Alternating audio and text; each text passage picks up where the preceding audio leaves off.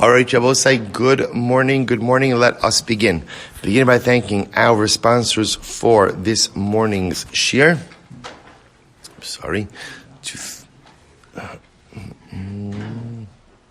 To thank our TALMUD TORAH sponsors for the month of Cheshvan, Yanky and Aliza Statman and Yitzy and Rebecca Statman for dedicating all the shiurim this month, the commemoration of the first yarzheit of their sister, Menucha Shaindl Yehudis, Zichron Livracha, Bas Dovid Yosef.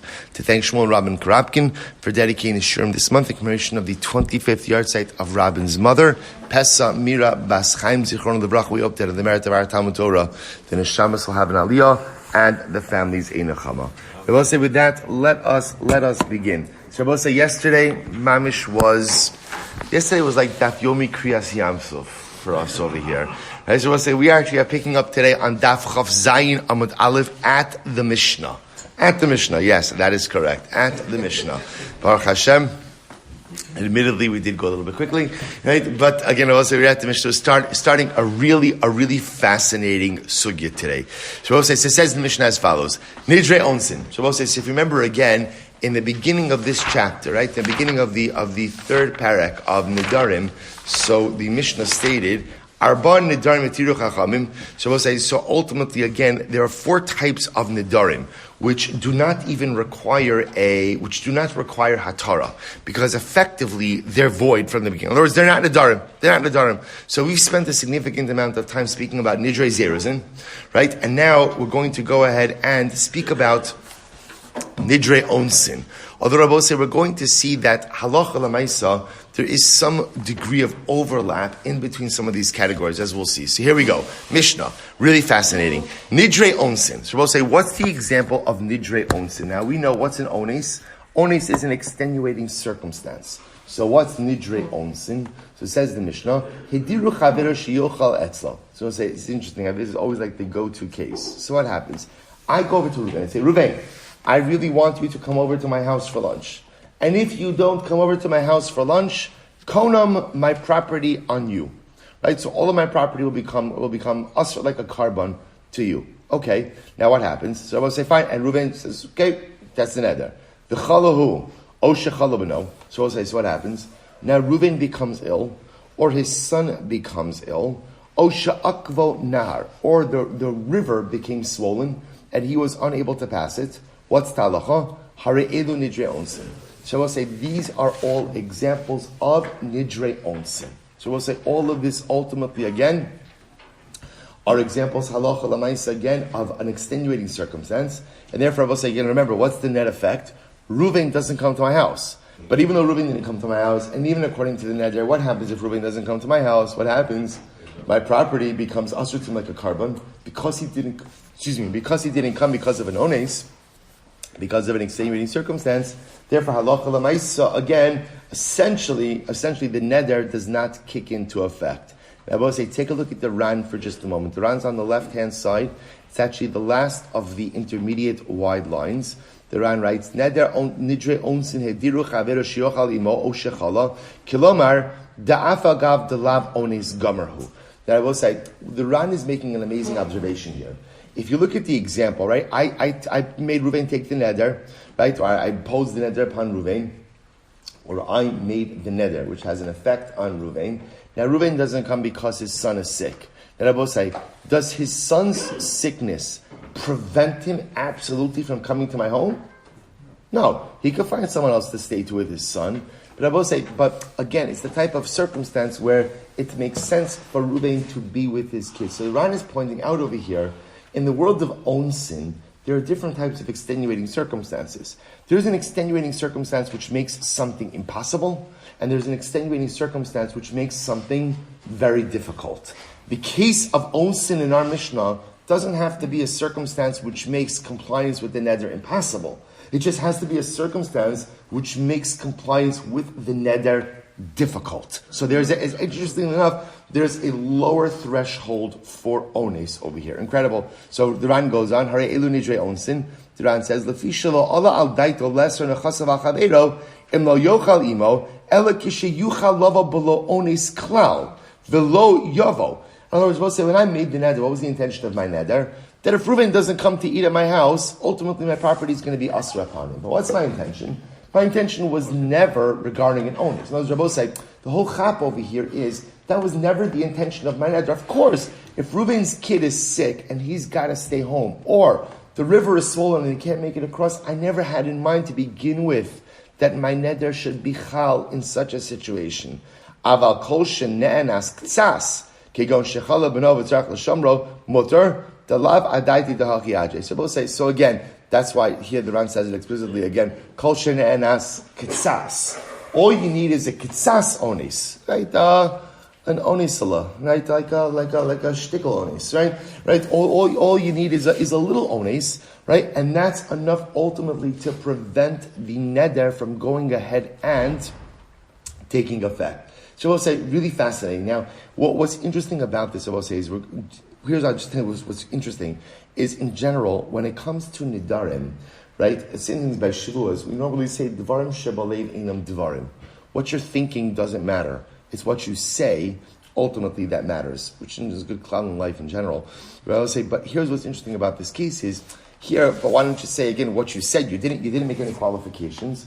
What the Mishnah is saying is, it's understood that this is daito shel b'nei adam. This is how people think. In other words, my whole point is, I want Reuven to come over to my house for a meal. But of course I recognize that there are things that come up in life that prevent people from coming over for lunch.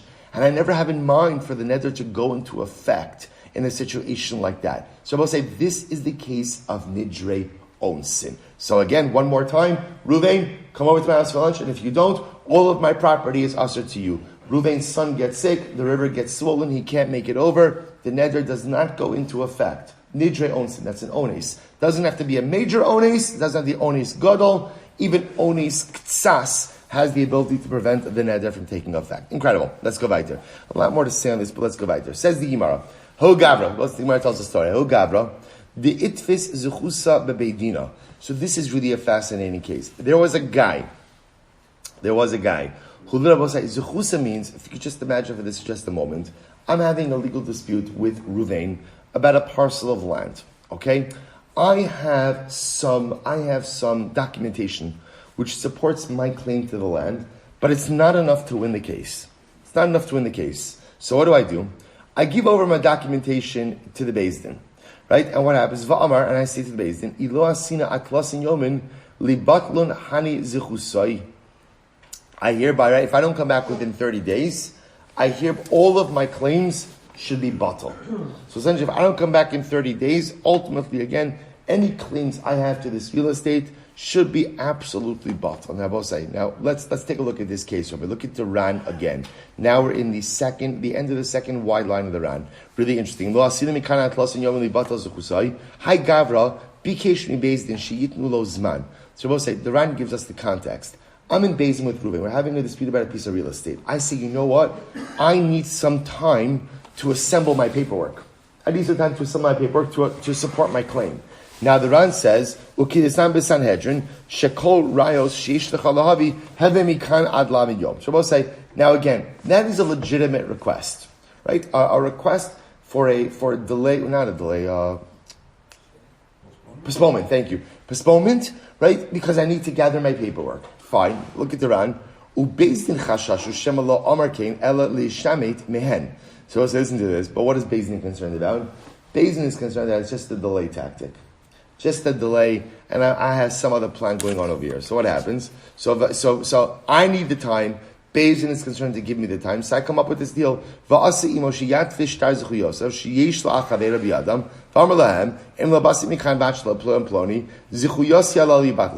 Din say? Beis Din says, okay, hand over your paperwork, and make it tonight that if you don't come back within 30 days, essentially you give up your claims to this particular parcel of land. That's the case. Okay, back to the Gemara. I both say, sure enough, what happens? Isnis v'lo asa. Okay, you know how the story was going to end. What happened? Some type of extenuating circumstance occurred, and I don't make it back to Beis Din within 30 days. So now, what's the shaila? So now both say, now remember again, I didn't make it back, it's true, but why didn't I make it back? Why not? Ones. It was an extenuating circumstance. So let's analyze. Says the Gemara. So what's that machlokes? I'm Rav Huna. Batal zechusei. Rav Huna says no. A tanai is a tanai. You made it tonight, you made a condition. You said if you don't come back within 30 days, you relinquish your rights. You relinquish your rights. And I also remember again, I gave over any supporting documentation I had to this land. So you relinquished your rights. I didn't make it back within 30 days. That's it. Amalei Rava says, no. Anosu va'anos rachmana patre. Rava says, what are you talking about?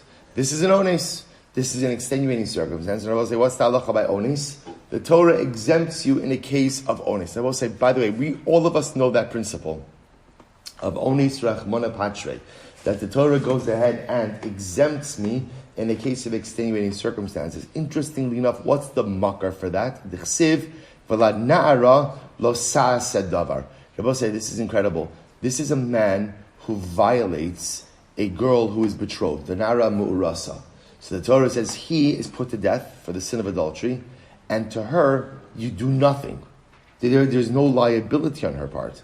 I will say, why is there no liability on her part? Obviously, because this is being done against her will. In other words, she's an ones. This is an extenuating circumstance. See, interesting. I will say, by the way, I'll just point out, the Hebrew word for violation, right, for rape is ones. So this becomes the paradigmatic example, right? Na'ara me'urasa becomes the paradigmatic example of ones rachmana patre. So Rava says, listen, it's true, I made the condition. If I don't come back within 30 days, I hereby relinquish my claim, but I didn't come back, not because I didn't want to, but because at the end of the day I was prevented from doing so. So the Gemara says, this is the machlokes. So it says the Gemara, 1 second, Rava, you're bringing the principle of ones rachmana patre from a capital case, right? In other words, let's say that's a capital case. In other words, a man violates a woman who's had kiddushin. Ultimately, again, that's adultery. So you're telling me again, the man is subject to execution. The girl, you don't do anything to her because it's an ones. So, but maybe ones rachmana patre only applies to capital cases. Doesn't apply to other cases. Take a quick look at the Ran again. The Ran is now 5 lines down in the wide lines. This is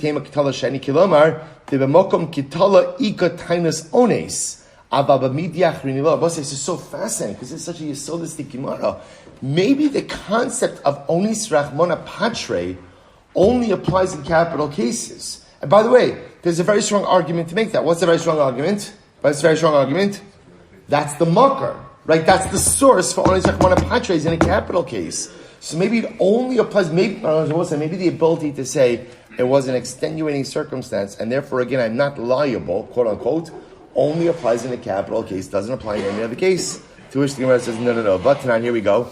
Nidre onsin. The Gemara say, what's the example? Now, the Gemara quotes our Mishnah. What did our Mishnah say? Vatanan. Nidre onsin. We'll say, what's the case of Nidre onsin? Hediru chavero shiyochal etzlo. I go ahead and make a neder that Ruvain, you have to come eat by me. And if you don't come eat by me, my property is asr to you. V'chalahu, o shechalabano. And then Ruvain became ill, or his son became ill. O she'ikvuna, or the river became swollen. Well, actually, I keep saying the river became swollen. We'll see actually what it means is he was prevented from crossing the river. What's the halacha? Hare elu nidre onsin. They both say these are nidre onsin. So what do you see from here? The Mishnah is applying the concept of ones as a legitimate excuse, even what? Or even where? In non-capital cases. There's another case. So you see that it appears that in halacha, we accept this principle of ones rachmana patre, that the Torah exempts you in cases of extenuating circumstances, in all cases. To which the Gemara says, Ulu Rava, now according to Rava, Maishna mehadisnan. I will say, why is this any different than the Fagis? I will say, so just to understand what's happening over here. We're focusing, right? We went from the Mishnah Nidre Onsin. So now what the Mishnah introduced us to is that if the subject of the neder does not comply with the neder because of an extenuating circumstance, that extenuating circumstance essentially prevents the neder from kicking in. Okay, the Gemara then segues into a different kind of case. I have a claim. I'm in Beis Din with Ruvain about a parcel of land. I say the land is mine. Ruvain says the land is his. I have some documentation to support my claim, but not enough. I need some time to get it. I tell Beis Din, if I don't come back in 30 days, ultimately, again, I relinquish my rights. I don't make it back in 30 days. Why not? An ones situation. Same circumstance. Rav Huna says, sorry, you didn't make it up. Case closed, relinquish your ownership. Rava, ones rachmana patre. So I'll say, so now we're trying to get our legs in this machlokes. So here we go. So Rava, according to Rava, Maishna, but remember again, Rav is one who holds only Rachmana Patre, even in this real estate case. According to Rava, why is it different than the following case? I will say we've seen this case so many times throughout Shas. Great case. So watch this. Reuven gives to his wife Rachel a get. Reuven is traveling overseas. He gives her a get. And he says to her, if I don't come back within 12 months, the get ultimately again is valid. So that's the case. Now again, this is actually an interesting case because the truth is, when is the get chal? Is it a retroactivity clause? Okay, not really important. Not really important for us right now. The point over here is, Reuven's giving his wife a get. He's going overseas. If I don't come back in 12 months, you're divorced. Umeis besoch beis chodesh. And we'll say, what happens? What happens? He dies within the 12 months. So therefore, chances are that what? He's not coming back, right? It's not in this religion, right? So I'll say, so therefore, Lemaisa, he dies, and therefore he's not coming back. Obviously, the 12 months end, he's not coming back. What's the halacha? Harei a get. It's a get. Now we'll say, Pashtus, why is it a get? Why is it a get? Because he made a condition. If I don't come back within 12 months, right, then the get is valid. So the Gemara says it's a get. But ask the Gemara about ba'amai, v'hamenas isnis. Rabosai, ein ones kidola mizo. Right? The greatest ones in life is death. Death. So why don't we say he died? Right? He died. Obviously, he would have come back. He would have come back if not for a mild detail that he died. Right? So Lamaisa, why don't we say ones rachmana patre would have come back if he could have, and therefore again the get is not chal. So the Gemara says, v'hamenas isnis. So the Gemara says, Amai. So why should the get be good? At the end of the day, v'hamenas isnis. After all, again, there was an extenuating circumstance and halacha l'maisa that prevented him from coming back. To which the Gemara says, Dilma shiny hasam. Perhaps this case is different. Why? Amud beis. Di'i havayada demis min la'alter havegamar v'yoev gita. We will say this is actually different. Because in this case, had he realized he was going to die, he would have probably what? Given the get immediately. They will say, why is it that a man gives his wife a get in such a scenario like this? Right? Now the truth is, there could be a couple of reasons, right? One of it could be like an aguna situation, but the other classical one is yibum. Now I will say, yibum is triggered when the husband dies. So what the Gemara is suggesting is, his death is not a reason not to trigger the Tanai. If anything, again, had he realized that he was going to die, he would have for sure given her a get beforehand, in order to allow her to avoid Yibum. I will say, if you go back to Amud Aleph for just a moment, because the Ran, it's a little bit, the pagination is a little bit off over here. The Ran is back on Amud Aleph. If you take a look, the Ran over here is 8 lines up from the bottom. Dilma shani acha, tiavi yada demais men la'alter garn v'yav gita, shari lo nasan laget, elu mishum delo nechale de tipo kame yavam. The whole point over here is, he doesn't want his wife to go ahead and have to fall to Yibum. For kol shekim, di yada demais, Gamar umegar shkichidol dibol yacham yavam. So I say this is different. In this case over here, we don't want to use onus rachmana patre. Why? Because the husband wants the get to be valid. Because the whole point over here was to go ahead and avoid any potential yibum situation. Incredible. I will say back to Talmud days. Says the Gemara. Maishna. If that's the case, Maishna me'ahu. What about the following case? Another interesting case. Me'ahu da amar lahu. A man says to his wife. So husband says to his wife, if I don't come back within 30 days, lehavi gita, the get should be valid. So it's the same type of case. He's going away, whatever it is, right? He's going away. And I says to his wife, if I don't come back within 30 days, the get should be valid. Now what happens? He goes away. He's coming back. Asa upaske mavra. So we'll say, what happens? So he comes back and, so we'll say, it's interesting. Paske mavra could be translated in one of two ways. It could be translated as the bridge collapsed, right? The ma'avar is a bridge, right? Or paske mavra, there's no boat to take him across. Either way, it's the same idea, which is, what's happening? He's at the bank of the river, right? The other side of the bank of the river is town. And what is he saying? Amr lahu, chazu dasai. He's jumping up and down. I'm back. You can imagine this scene. His wife was like, what? I'm sorry, I can't hear you. Bad connection, right? So ultimately, again, he's claiming, I'm back, I'm here. Now, meanwhile, again, he's on the other side of the river. He wants to be in complete compliance. The reason he can't get back home is because either the bridge is down, there's no boat to take him across. And I will say, what's talacha? Right? Shmuel, lo shmei masya. Shmuel says, no, you did not arrive. You're not in compliance with the Tanai, and therefore the get is good. Now I will say, once again, why don't we ask over here, Amai? I don't understand. Vaha menis anis, Rava. If you are correct, and there is such a concept of onis rachmana patre, that the Torah ultimately, again, exempts you from liability in cases of extenuating circumstances, so then why should the get be valid in this case? This guy did everything he could. He's stuck on the other side of the river. What else do you want from him? Shabbos is actually quite interesting. The Gemara says as follows. The Gemara says, I will come back to that. The Gemara says, Dilma onsa de migla shiny.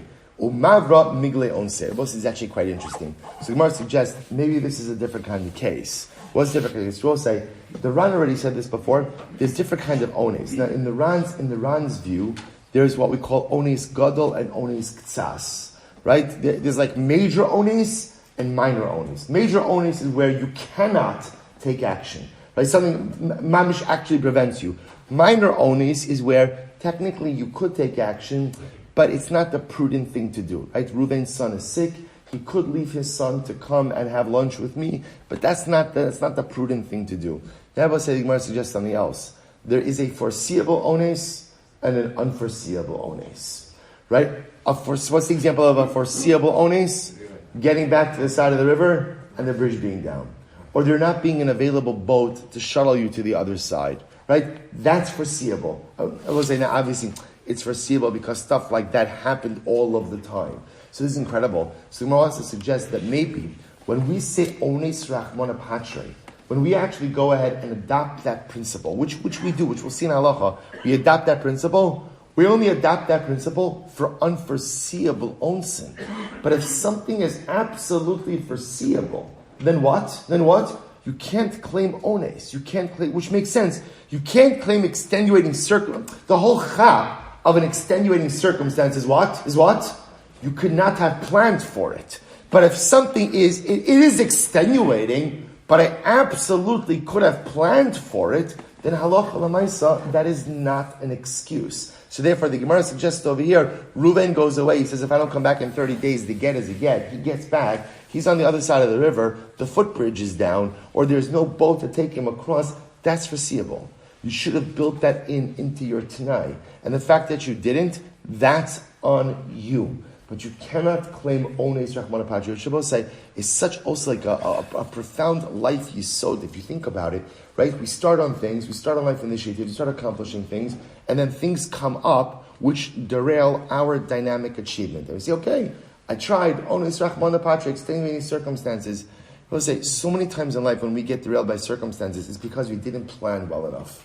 And we didn't execute well enough, and we didn't think far enough ahead. Sometimes real onsin come about. It's true. And when there is a real onis, HaKadosh Baruch Hu says, okay, we'll talk about this in a little bit. But if it's a foreseeable situation, and I just didn't plan enough, I didn't think ahead enough, and therefore, again, my dynamic activity is derailed, you can't claim onis rachmana patre. In that case, that's on you. That's on you. An incredible yisod for life. So the Gemara says, finish up the sugya. So now what we have over here is like this. Now, by the way, we haven't yet come to a conclusion in our real estate case, how we started this Gemara. So now what we're just doing is kind of branching off into a whole bunch of onis rachmana. So what we see over here is that even according to Rava, who holds onis rachmana patre, that ultimately, again, that in a case of extenuating circumstances, you are legally exempt, that is only with an unforeseeable ones. But with a foreseeable ones, it's on you. Now let's go back to it. Rav Huna, according to Rav Huna, remember again, what did Rav Huna say? In the real estate case, which we started the Gemara, Rav Huna said, if I don't get back in 30 days, right? If I don't get back in 30 days, what's the halacha? In other words, even though it's an ones, Rav Huna said, I've lost my rights to the land. So Rabbi say, it seems to you that Rav Huna does not subscribe to the concept of ones rachmana patre. Says the Gemara, but there's another problem. Ul Rav Huna michti asmachtehi v'asmachta lo kanya. Oh, this is so exciting. Rabbi say, listen to this. Here's the problem. It's an asmachta. Now, what's an asmachta? Asmachta is one of those words that I don't think it has a good English, there's not like a one-word translation. There's a phrase. Take a look at what I say. You see the rush in the left-hand margin? Actually, before we get to the rush, I'm sorry. First, take a look at the ran. Go back. I'm a lot of jumping here. The ran is on the back on Amud Aleph. Chavzayin Amud Aleph. Right? So the ran is there. 5 lines up from the bottom. Ulurav Huna michti asmachtehi v'asmachta lo kanya. Look at the ran writes. The high gavra lo atfasei zechusei ela mishum desamach adaite delesei v'chol ki agav nafilu below onus ekon. I will say an asmachta is where a person essentially makes an exaggerated promise that he never really means to keep, but rather he's just making it because he's so confident in his ability to deliver. So we'll say the moment is just like this. Let's play this out, right? I am having a real estate dispute with Reuven, right? I say I own the piece of land. Reuven says he owns the piece of land. I have some documentation, not enough documentation. So what happens? I need to go get more documentation. So say to Beis Din, if I'm not back in 30 days, I'm going to go, I give up my rights to the land. Do I really mean that? Right? What am I saying? I'm so confident, first of all, in my ability to go ahead and deliver additional documentation. 30 days. I was like, what you could accomplish in 30 days? 30 days is a lifetime. So of course I'll be back in 30 days. I never have in mind that I'm actually going to yield my rights to the land, because that would be crazy. And again, I'm just kind of using a little bit of a hyperbolic statement, an exaggerated statement, in order to make a point. That's an asmachta. It literally means a reliance, right? To be somech on something. So I'm being somech on my ability to deliver, and therefore I feel confident making a little bit of an exaggerated statement. So look at the Ran again. He says, good. So that's the Ran. I'm so confident that I'm going to be able to come back. I will say, in general, we say because an asmachta is an exaggerated statement, and I understand the person never had in mind to go ahead and really stick to that statement, therefore it doesn't really affect any level of legal reality. I will say, now go to Amud Beis, now look at the rush for just a moment. I'm sorry, one more piece. The rush in the left-hand column, you see it? Left-hand bottom margin. The rush, it's about 2, so small, getting older. 2, 4, 6, 8, 10, about 11 lines down. So michti asmachtu. So we'll say, here we go. The Rush gives a good definition. He says, the Amar milsa yisera. So a person is saying something extra. In other words, we'll say, remember, in this case of the real estate, for example, do I have to say to Beis Din, in order to get more time to gather my paperwork, do I have to say, if I don't come back within 30 days, I give up my rights? Do I have to say that? I don't have to say that. I have a right to some time to gather documentation. Damar milsa yisera v'lo amar kein ela lahasmicho al dvarav. So I will say, ultimately, again, I don't have to make this statement. So I make an additional statement in order to bolster my position. He goes on, ubetorach hayosh yuchal l'kaim dvarav v'lava ulakachisna aval lo kevan lahaknos me'olam. I never had in mind to actually yield my rights. Vasmachta lo kaini. And I both say, so now the Gemara says like this. Forget about onis rachmana patre. Right? So let's take a step back, right? So I'm in Beis Din.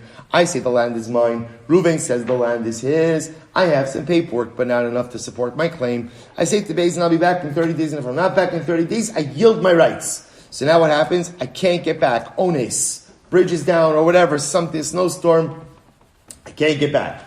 So Rav Huna says, sorry, you didn't make it back. Because now we assume that Rav Huna holds. Why sorry? Why do I lose my rights to the field? Because he does not subscribe to ones rachmana patre. He doesn't subscribe to that concept. But Rav Huna, there's another problem, asmachta lo kanya. I will say, by the way, I'll just give you like another example. This is how he paskin. I will say, gambling is halachically wrong. It's halachically illegal. Right? It's usher. Now, why is gambling illegal?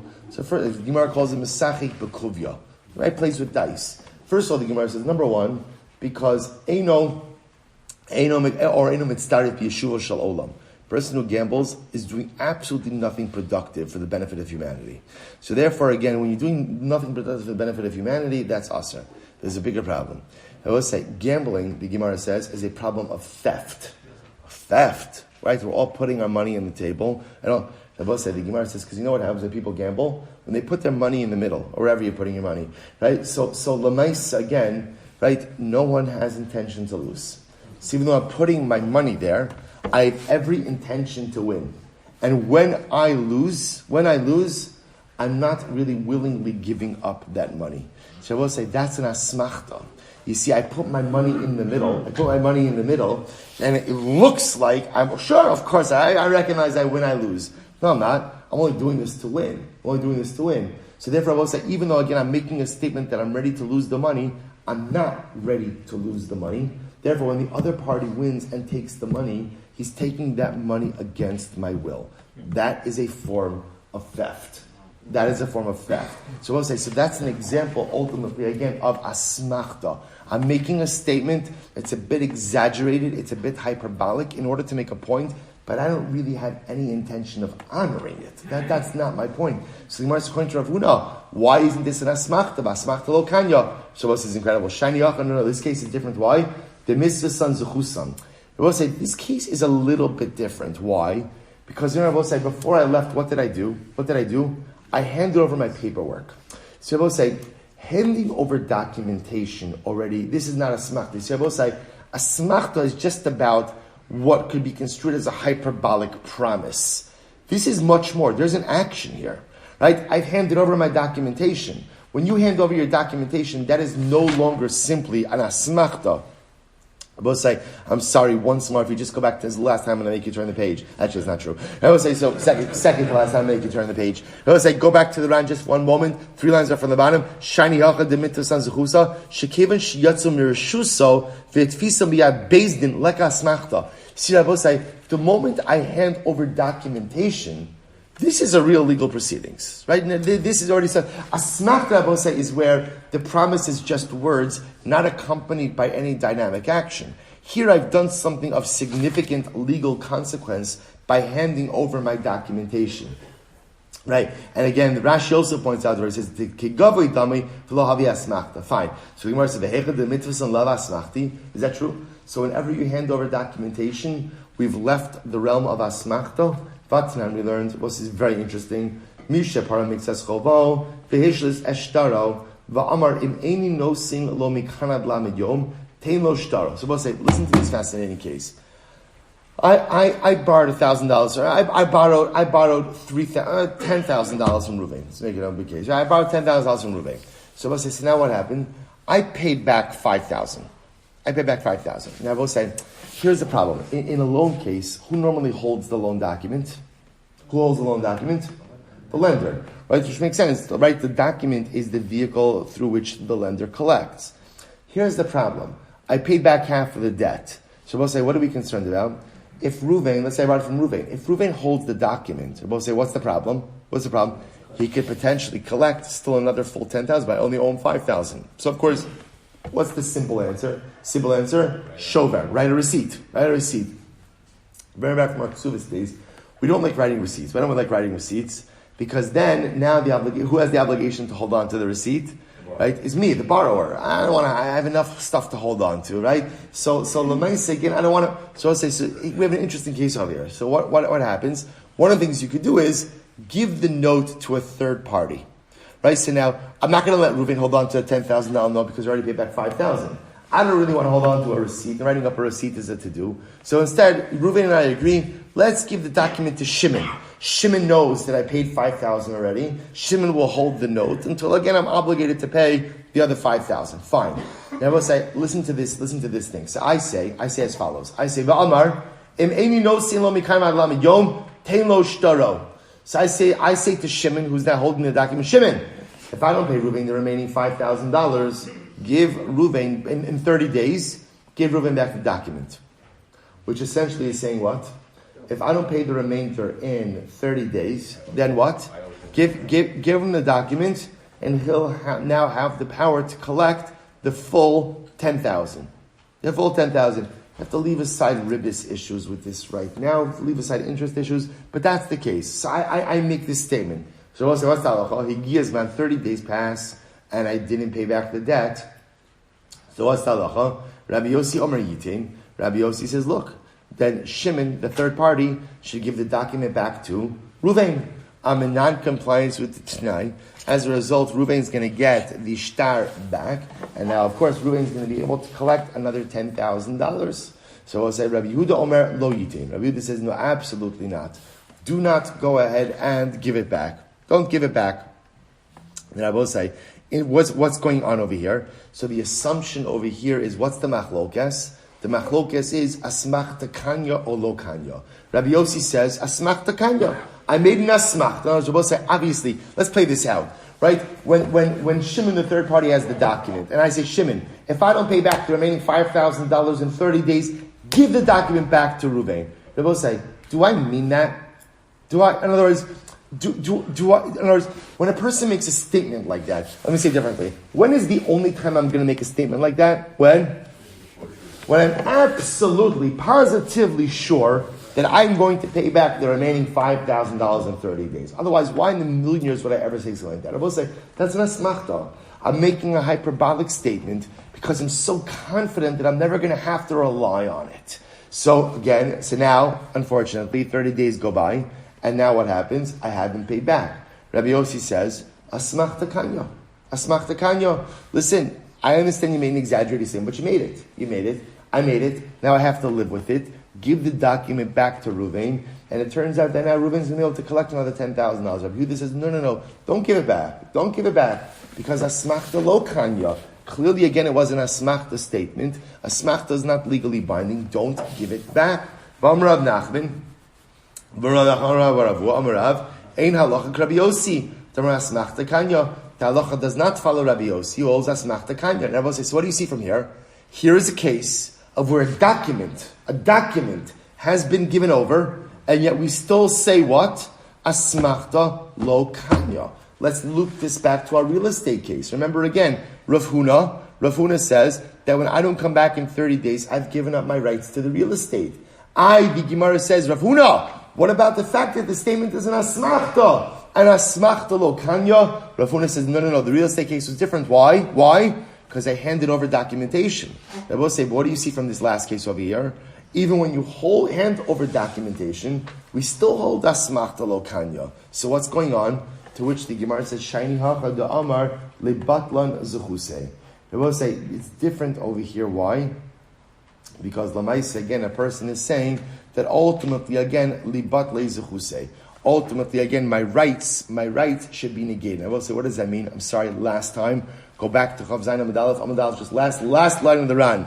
Last line, Kilomar, Shumochel, Kol Koach Uschus Sheyesh Lo Ba'osen Shtaros, Decheban de Mechilehi, Les Ba'asmachta, De Miyad Zocha Ba'schar. So we'll say, listen to this. The Ran says, the real estate case is very different, Rabbi Osai, because essentially what I'm doing is, I'm being mochel my rights. So Rabbi Osai, there's a difference between yielding, versus being on the hook for something. So in the case when I'm yielding a right, that ultimately, again, Rav Huna says, asmachta kanya, right? In other words, when you're yielding a right, when I'm literally giving up my rights, that's not an asmachta. So both say, here's what's interesting. What Rav Huna says is like this. The definition of asmachta is an exaggerated statement that is going to make you obligated in something. Right? And again, I never really have in mind that I'm going to come to that because I believe I'm going to deliver much earlier. This real estate case is not a case of asmachta. Because what am I saying? If I don't come back within 30 days, then what? What's the halacha? I yield my rights. Rav Huna says that's a different kind of case. Yielding of rights is not an asmachta case. Asmachta is an exaggerated statement to make me liable to something. This case is a case of yielding rights, therefore he removes it from the parsha of asmachta. Shabbos say, halacha l'maisa. Here we go. V'ilchasa. Here you go. This is incredible. What's the halacha? Asmachta kanya. Number one, Rabbi say paskin asmachta kanya, which is very important. Rabbi say that again, an exaggerated statement that a person clearly makes because he never really thinks he's going to have to honor it. Right? That's the case of asmachta, right? I paid back. If I don't pay back the remaining $5,000 in 30 days, give the document back to Reuven. Who in their right mind wants to do that? Obviously, I'm making that statement because I believe I'm going to pay back the debt within 30 days. So the Gemara says, well, you better be careful with what you say, because asmachta kanya. Even if you make an exaggerated statement, because you're so confident you're never going to have to rely on it, halacha l'maisa, it's still a binding statement. However, with qualifications. V'hudalo onis, Rabbi is saying that qualification number one is that as long as the reason you are not prevented from honoring it was because of an onis. If there was an extenuating circumstance, then halacha l'maisa, the asmachta will not kick in. So that's qualification number one. And qualification number two, v'hu, tekanu minei bebezdin chashuv.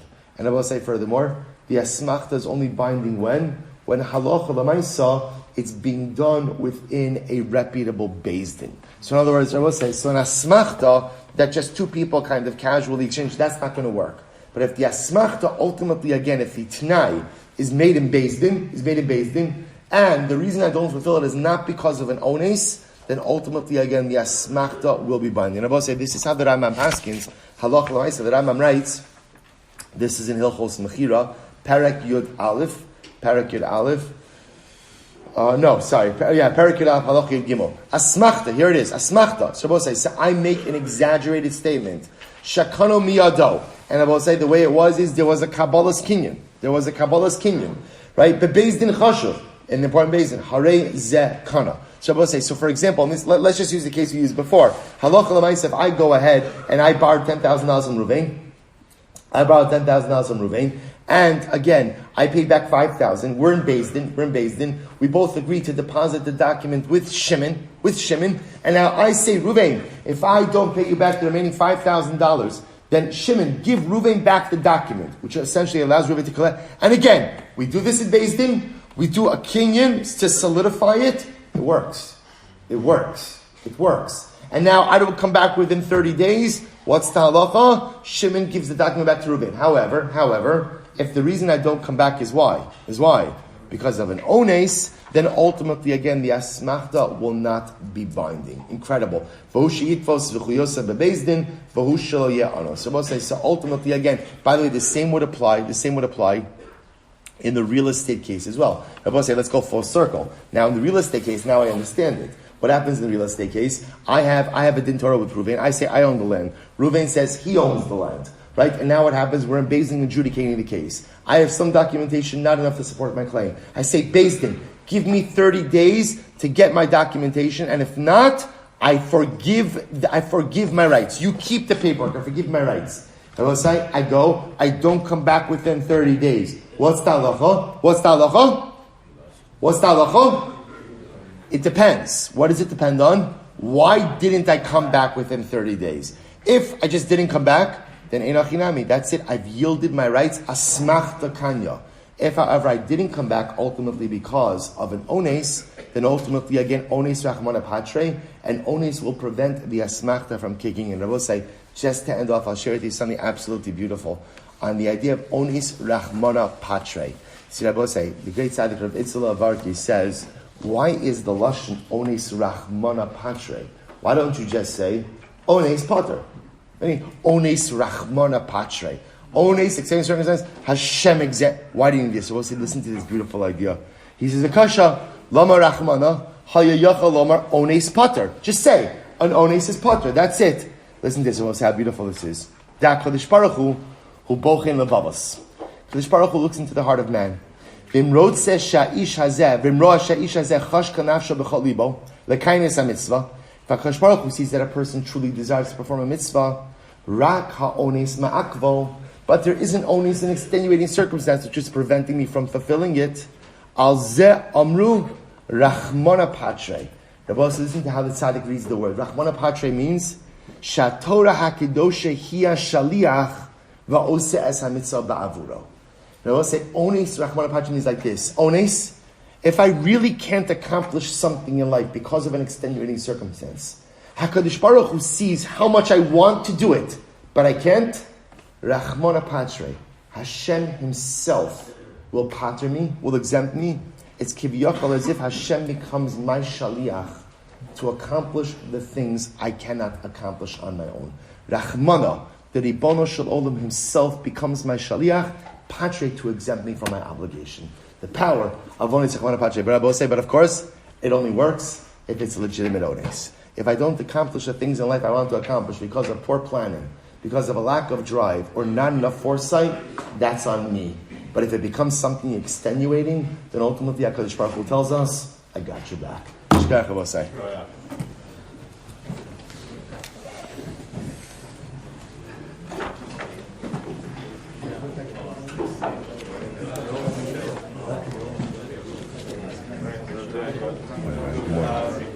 I don't understand Rabbi's raya from the Mishnah, the Onus Rahman Patra. Our Mishnah is not talking about.